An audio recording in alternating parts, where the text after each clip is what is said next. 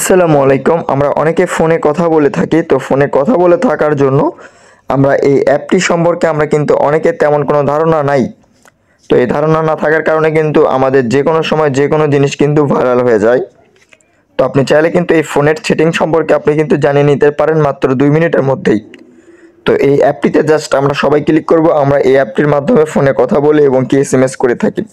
তো এখন আমি আপনাদেরকে এই অ্যাপটির অল সেটিং সম্পর্কে জানানোর চেষ্টা করব।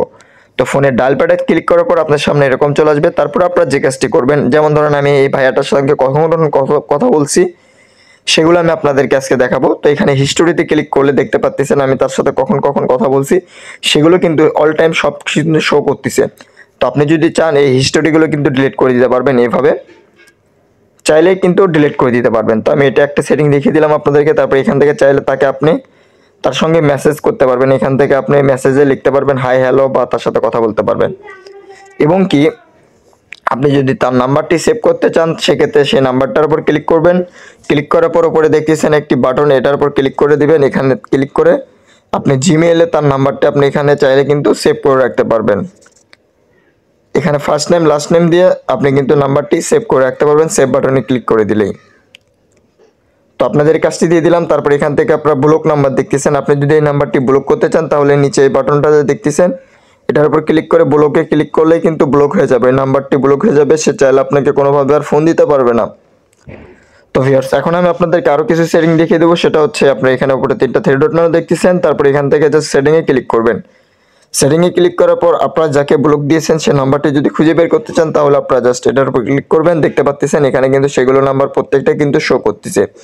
আপনি যদি ওই নাম্বার আবার যদি কথা বলতে চান, সে যদি আপনাকে ফোন দিতে চায়, সেক্ষেত্রে আপনি এখানে যদি টিক মার্কে দিয়ে দেন, তাহলে কিন্তু অটোমেটিক এই ব্লকটা কিন্তু খুলে যাবে। সে চাইলে কিন্তু আবার পরবর্তীতে আপনাকে ফোন দিতে পারবে।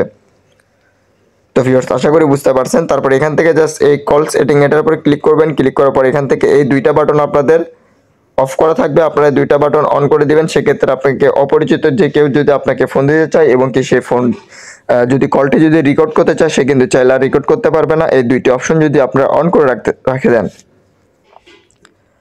তো ভিউয়ার্স, এই সেটিংগুলো আপনারা যদি করে রাখেন, তাহলে আপনাদের জন্য অনেক সুবিধা হবে। তারপর এখান থেকে চাইলে আপনারা এইখান থেকে এখানে ভয়েসগুলো আপনারা মানে সাউন্ডগুলো একটু বাড়িয়ে নিতে পারবেন, দেখতে পাচ্ছেন আপনারা। তো মূলত এই সেটিং আমাদের মাঝে নিয়ে আসছে আপনাদের মাঝে আর কি।